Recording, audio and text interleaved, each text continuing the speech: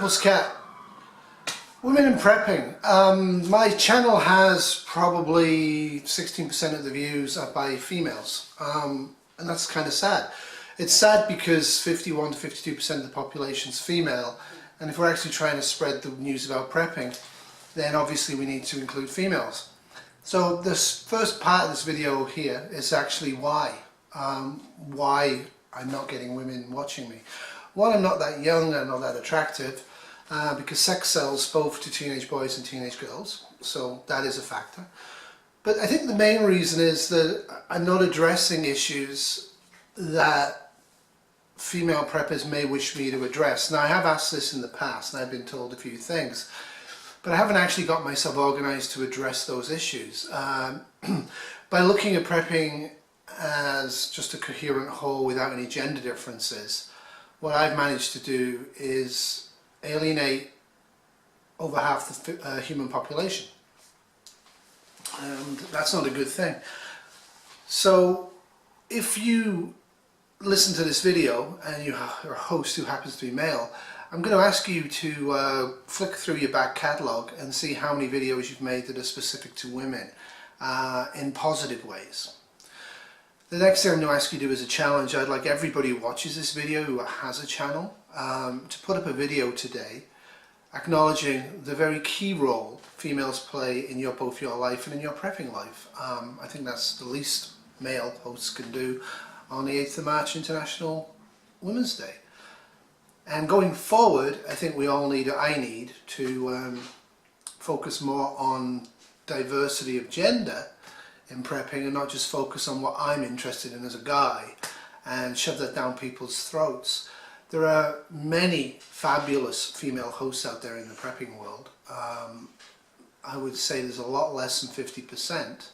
I would also say there is trolling, both funny and active trolling against females on prepping channels. So my other thing I'd like you to do is every single time you see an incidence of somebody referring to a host's beauty or clothing or I'd like you to whatever, those types of infantile childhood comments, I'd like everybody who sees it, rather than just pass it by, to actually click reply on the actual person that made the comment and say, you disgust me. That's all. Just, you disgust me. I think that's something we need to do. We need to make safe space for females in prepping, and I don't think we have. And I think that's a shame. Certainly women preppers have an awful lot to offer. They have as much to offer as male preppers do, and yet their voice is silent. So there's some pictures at the end that kind of prove my point. If you think I'm barking up the wrong tree here, that's fine. Just Google women and prepping. Just type in women prepping on YouTube search.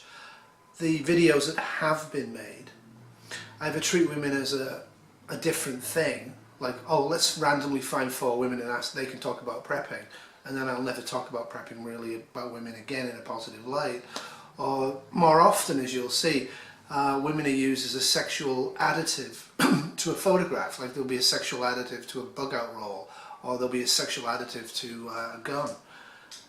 The other subset of all of this, of course, is women as a threat to male preppers in SHTF, women as harlot, women as Jezebel. Certainly, you know, it just shows a total lack of imagination, because those types of male preppers don't see the fact that male prostitution is an actual thing, and certainly male prostitution in Grid Down would be probably about as common as female prostitution, and male rape in war is as common as female rape, but we all conveniently ignore that because it makes us uncomfortable. Anyway, look at the photographs, enjoy them, and then I will be back.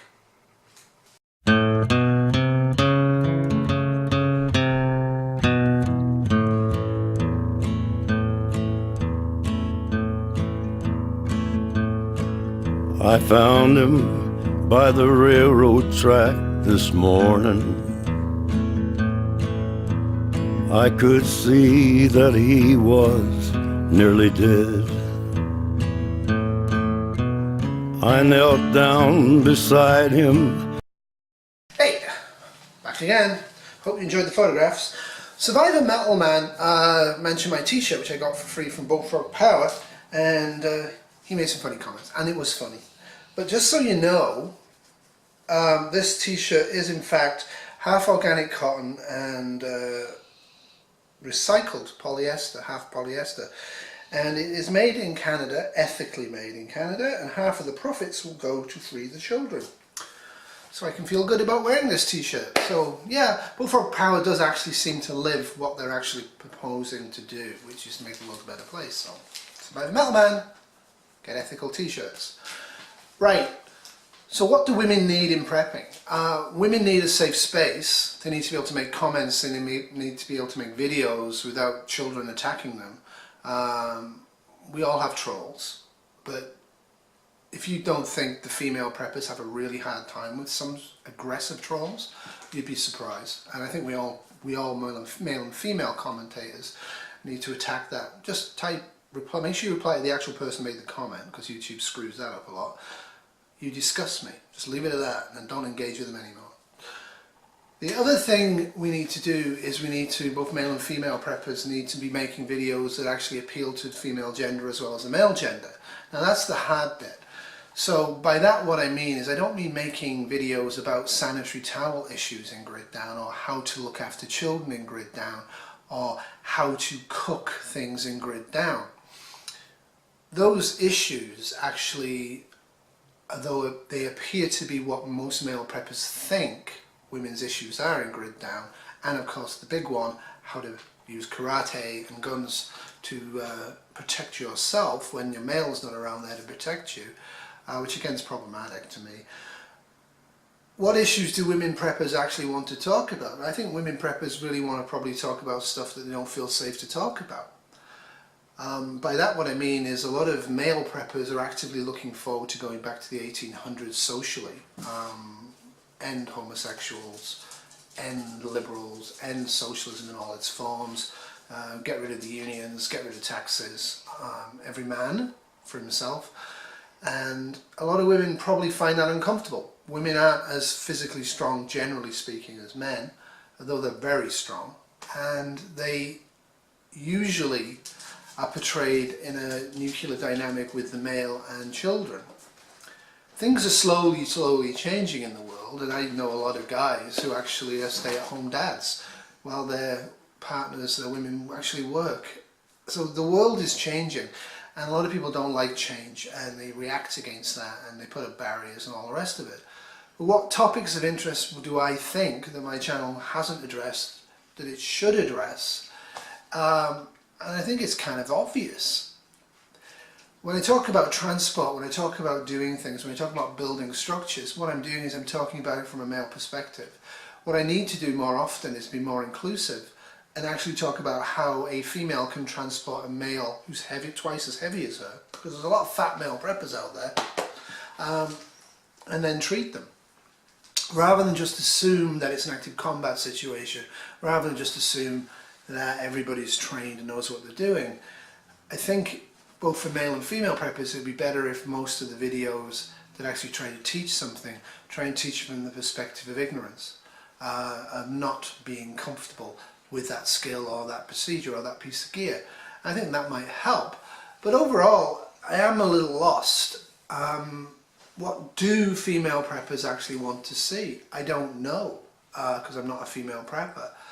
Kitty Cat doesn't give me much clues on this, because she likes to talk about certain types of prepping issue, but not others. And I don't know what to do. But I do want to try and make an effort for the rest of this year to actually attract and hold more female subscribers and more female views in general. Because the male hobby of prepping isn't helpful. In SHTF, it's every man and every woman and every child that can walk will be on deck and will be required in a major SHTF to help out. And I do think we need to reorientate our viewpoint, and I do think we need to make efforts, real efforts, to positively include females into the conversation that mostly elder white males are having online about prepping. And that's my viewpoint on this. I'm sure a lot of people have a response to this. A lot of people are going to be angry at this. I'm sorry, I'm guilty of this. I'm guilty of excluding women just because my lens isn't female. And that's what I've done. When I look back through my back catalogue, I'm making no efforts to specifically reach a female audience. I'm not making any efforts to specifically include areas or focuses that a female might wish to see. And I'm going to try and change that. Anyway, do that. That's the challenge. Make a video today telling people why females are important to you in prepping, and then try and make some efforts in future when you're titling, thumbnailing, discussing stuff online. Try and make it more of an effort to be not gender blind, because I think that's a silly thing, but to try and, where you are male, try and make it more accessible to anybody who may be female that randomly clicks on the video. Don't just talk to yourself, which is what we tend to do. Alright, anyway, happy International Mother's Day, and Heinlein tomorrow. I had to get this one out. Love you all, male and female, and undecided. Au revoir.